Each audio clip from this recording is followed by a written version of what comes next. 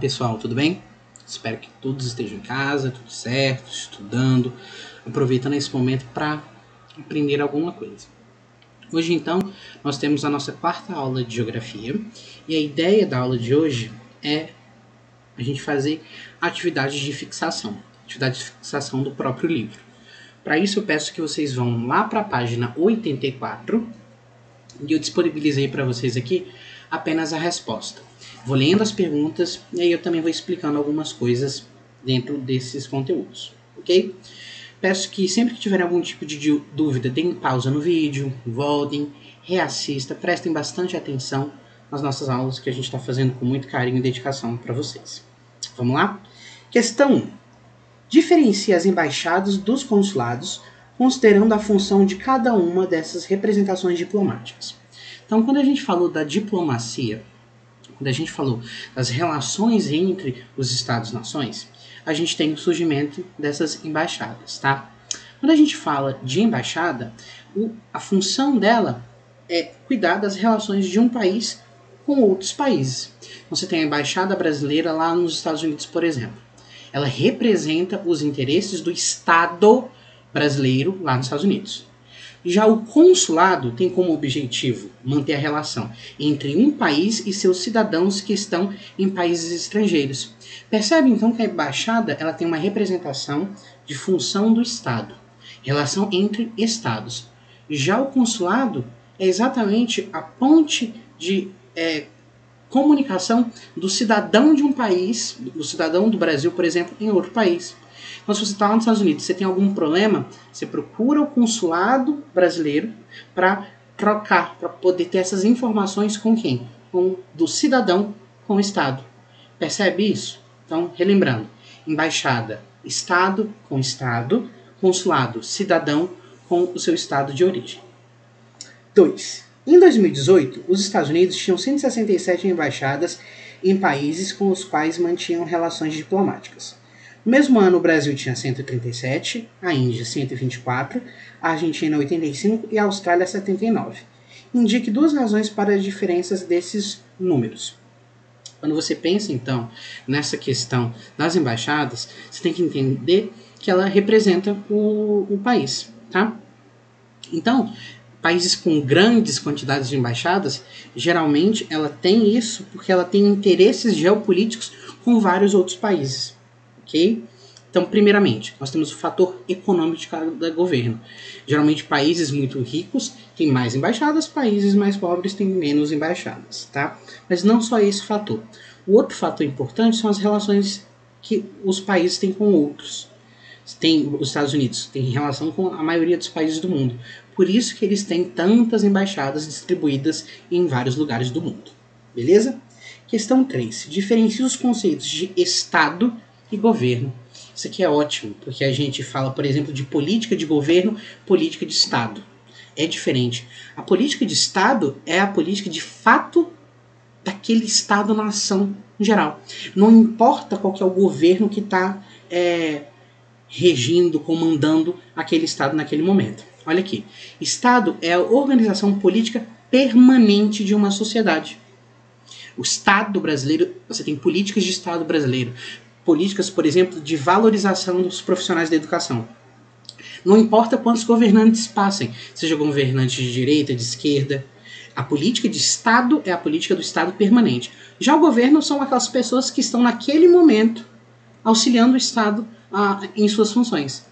Então, o governo muda, já o Estado não. O Estado está ali, a formação daquele Estado ele é estático. Já os governos eles podem mudar, podem variar de viés ideológico, enfim.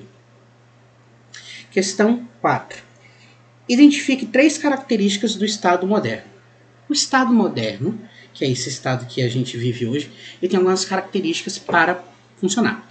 Então, olha aqui, nós temos um governo central e soberano, não submetido a nenhuma autoridade, autonomia, ok? Você tem, de fato, autonomia. Quando você não tem, por exemplo, a influência de outros lugares em seu país.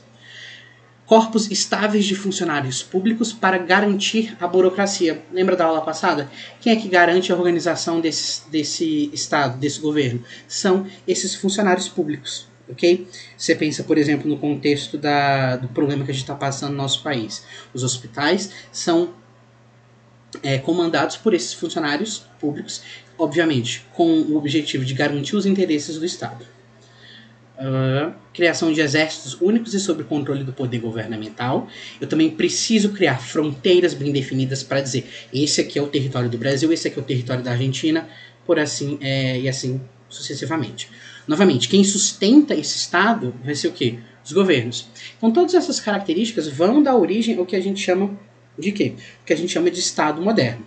Então você tem uma autonomia, você tem funcionários públicos que trabalham para atender a demanda da população e os interesses do Estado, você tem os exércitos únicos, você tem as fronteiras bem definidas e os impostos para sustentar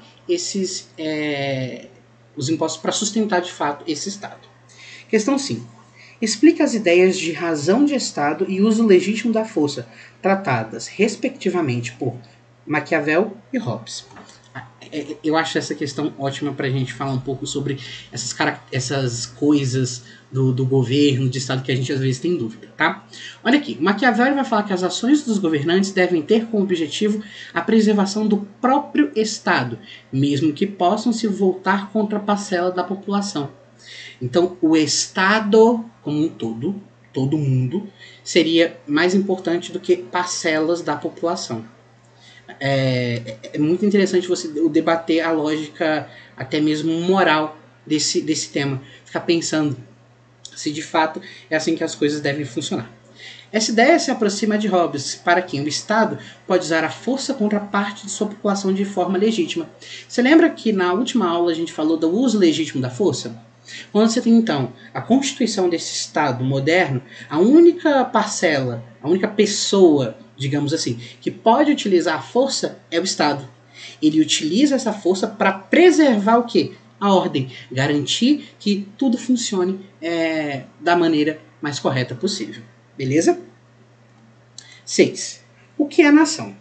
Indique 2 elementos que podem levar à sua formação e relacione ao ideal de autodeterminação dos povos. Aqui a gente já tem uma definição importantíssima para a gente entender o que é Estado. O que é nação. Nação é um grupo de pessoas que tem identidade nacional entre si. Grupo de pessoas que tem o sentimento de pertencimento ali. Não é necessário você se mudou lá para a Austrália. Não necessariamente você vai ter o sentimento de identidade nacional. Você está lá, você mora na Austrália, mas não necessariamente você vai fazer parte da nação australiana, por exemplo. Quando a gente pensa nessa identidade, ela vai ser formada pelo quê?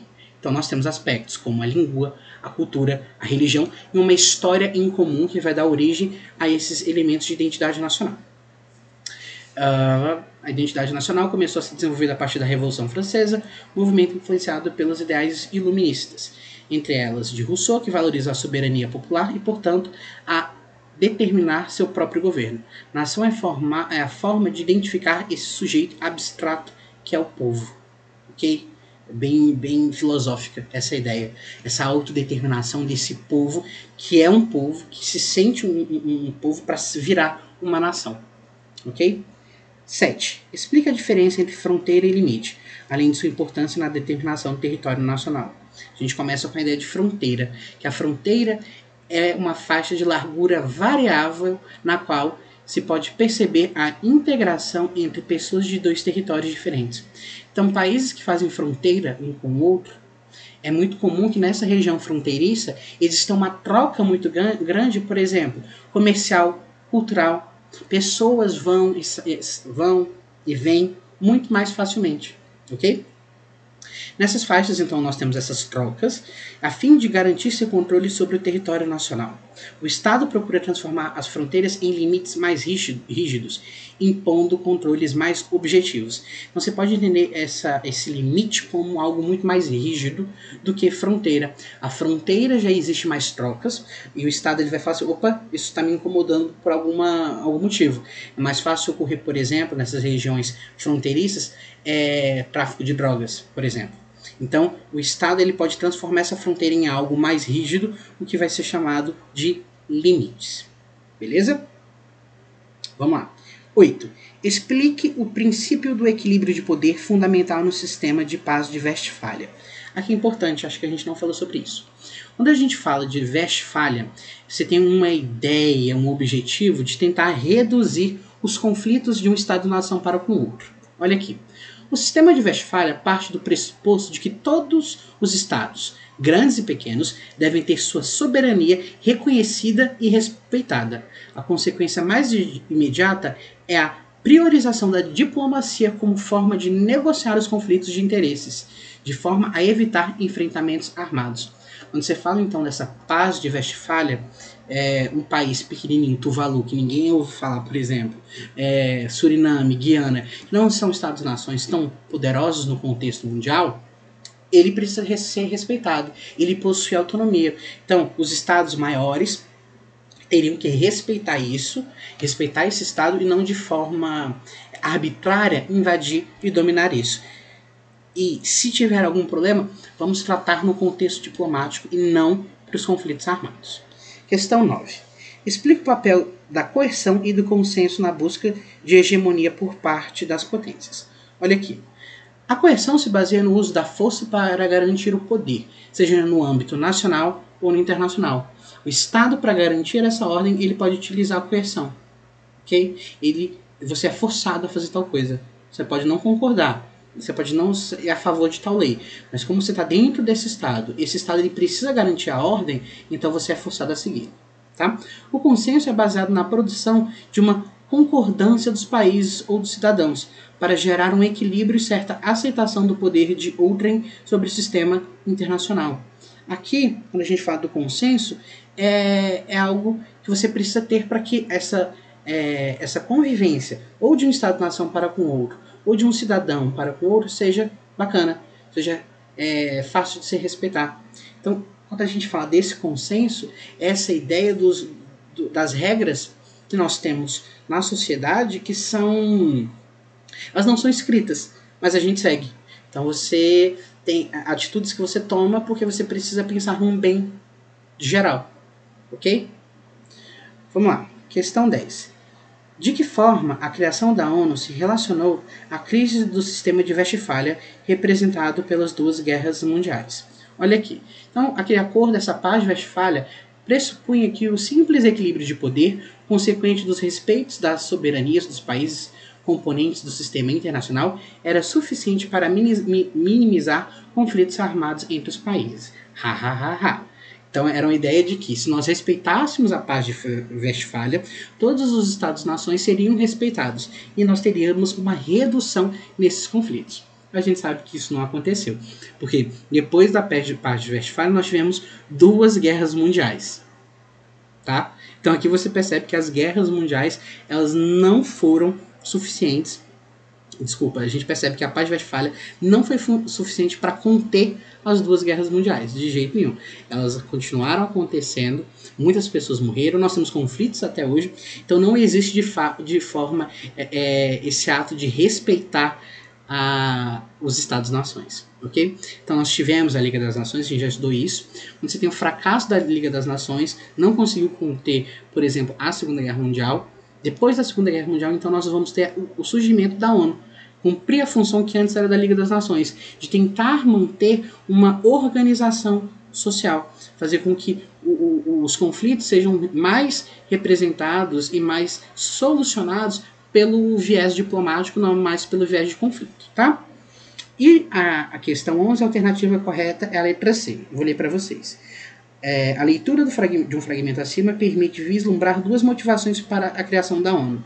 Questão que fala qual foi o objetivo de criar a ONU. Na C fala o seguinte: a busca pela paz ampla e universal é a garantia dos direitos humanos. Lembrando que durante a Primeira Guerra, a Segunda Guerra Mundial, é mais comum você pensar na Segunda Guerra, os direitos humanos foram totalmente... você não tinha ainda essa ideia que... Você tinha algumas discussões dos direitos humanos que ele vem desde muito antes disso, tá? Mas a ONU, então, hoje em dia a gente tem de fato a Declaração Universal dos Direitos Humanos para a gente tentar entender essa questão que é tão complicada. Então, a ONU garantiu a paz e garantiu o respeito aos direitos humanos, não tendo povo inferior ao outro, não, tanto a questão de gênero, o aspecto social, financeiro, tudo isso precisa ser respeitado para você ter de fato o direito humano. E lembrando que aquela ideia do direito humano que a gente já conversou é de todos. Todo cidadão, toda pessoa é humana, então por isso ela tem que ter seus direitos garantidos, segundo a visão da ONU. Ok? Pessoal, um abraço, até a próxima.